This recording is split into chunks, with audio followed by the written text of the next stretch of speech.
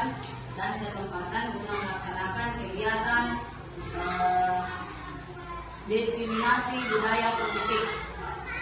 Lupa pula kita kirimkan salam dan taslim kepada Nabi kita Muhammad SAW. Dialah Nabi yang telah membawa kita dari alam yang telah baiklah teman-teman,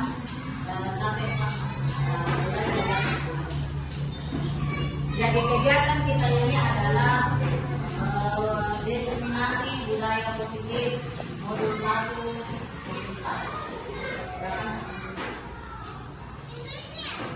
Jadi pendahuluannya Ki Dewantara mengumpamakan sekolah sebagai sebuah ladang dengan persemaian bibit agar bibit bisa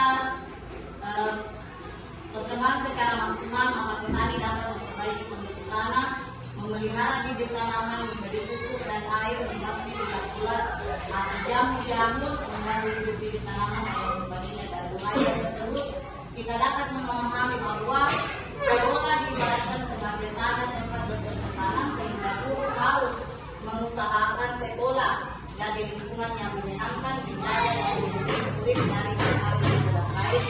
Dengan demikian agar murid dengan baik sesuai dengan kebutuhan sekolah.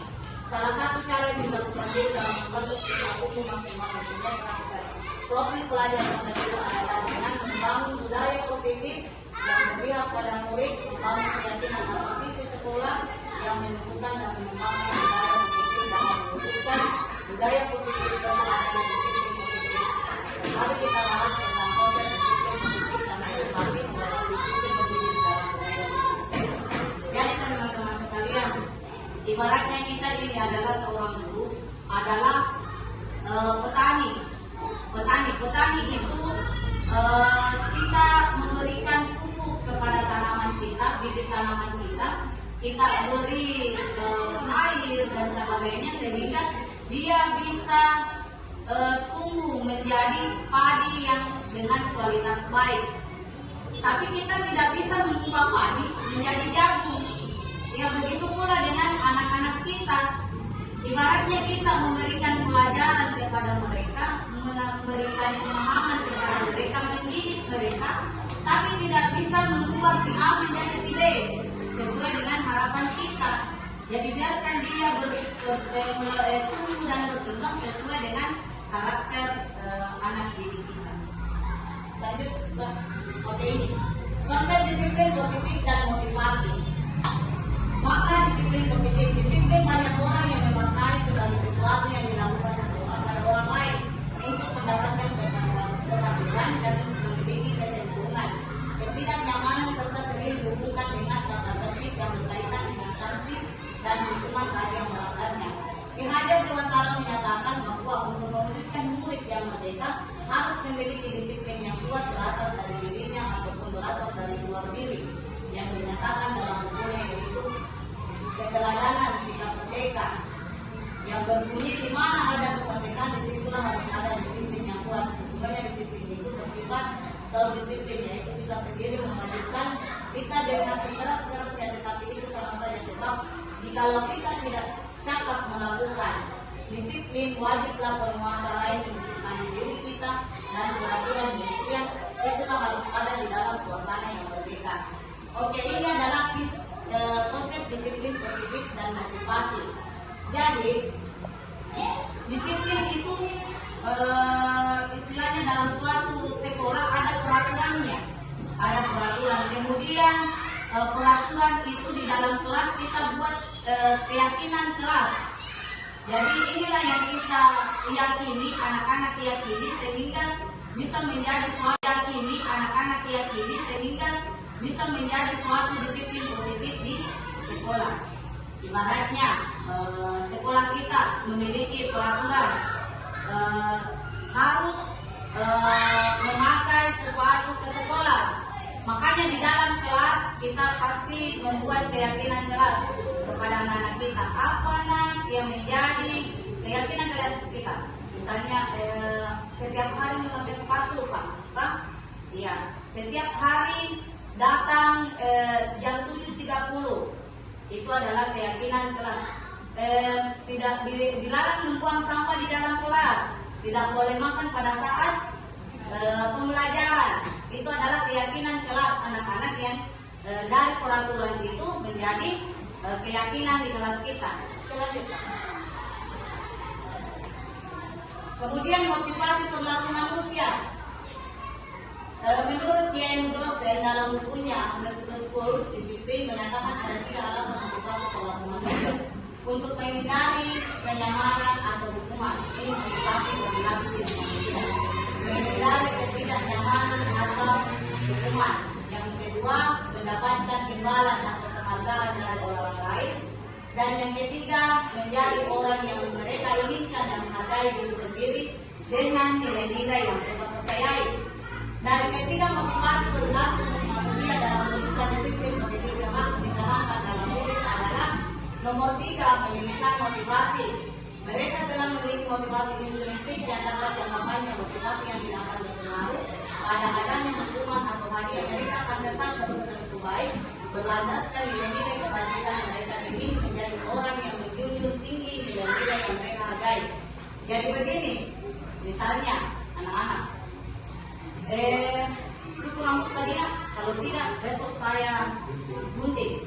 Nah, tapi anak-anak yang sadar akan ini, mana tasere bukan karena ingin digunting rambutnya, dia sadar rambut saya sampaikan hari ini, semoga apa yang saya sampaikan ini insya Allah nanti kita bisa terapkan di kelas, seperti membuat keyakinan kelas dan mengetahui 5 posisi kontrol guru terhadap siswa kita, ya.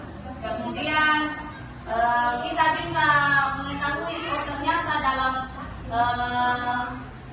menghadapi anak-anak yang bermasalah ada segitiga restitusi, yaitu memvalidasi tindakan yang salah, ya, menetralkan identitas, kemudian apa yang terakhir itu adalah menanyakan keyakinannya.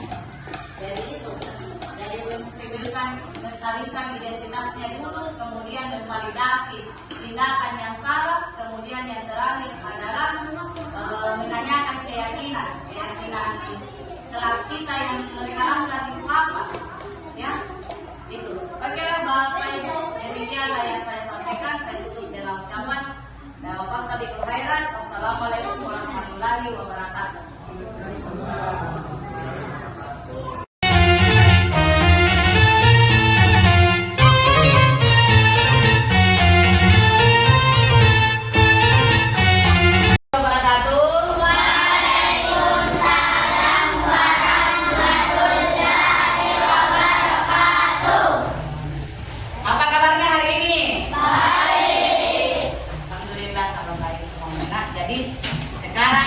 Waktunya untuk kalian berdiri dulu.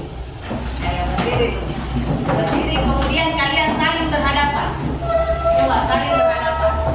Sudah saling berhadapan? Sudah? Sekarang anak-anak sekalian, silakan kalian tersenyum. Lihat temannya. Senyum siapa paling bagus? Sudah dilihat tatap temannya, tatap. Sudah? Tatap temannya, lihat dan saling tersenyum. Halo, senyum. Senyum, sudah tersenyum semua? Mana senyumnya? Sudah tersenyum. Siapa senyumnya paling manis? Sudah? Oke, selesai. Silakan menghadap ke depan. Ya.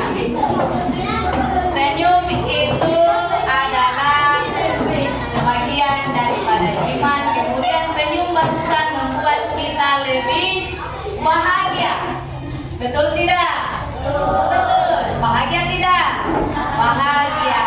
Iya, senang. Jadi kita senang. Jadi memulai sesuatu di hari ini kita harus senang dan bahagia. Nah, baiklah anak-anak sekalian. Hari ini kita akan membahas tentang peraturan di sekolah kita dan keyakinan kelas kita, ya. Sebelum kita membuat suatu keyakinan kelas, kita harus tahu dulu peraturan di sekolah kita apa, ya. Peraturan di sekolah kita, siswa datang ke sekolah ini sebelum jam 7.30. Iya. Betul tidak? Betul. Ke sekolah harus memakai seragam. Sekolah. Iya. Betul. Ya. Kemudian apalagi yang menjadi peraturan sekolah kita? Memakai sepatu ke sekolah. Kemudian apalagi? Tidak boleh membuli teman, tidak boleh merokok. Iya. Iya, betul tidak? Tidak boleh membuang sampah sembarangan. Betul tidak? Nah, sekarang di dalam kelas kita, ya, di dalam kelas kita ada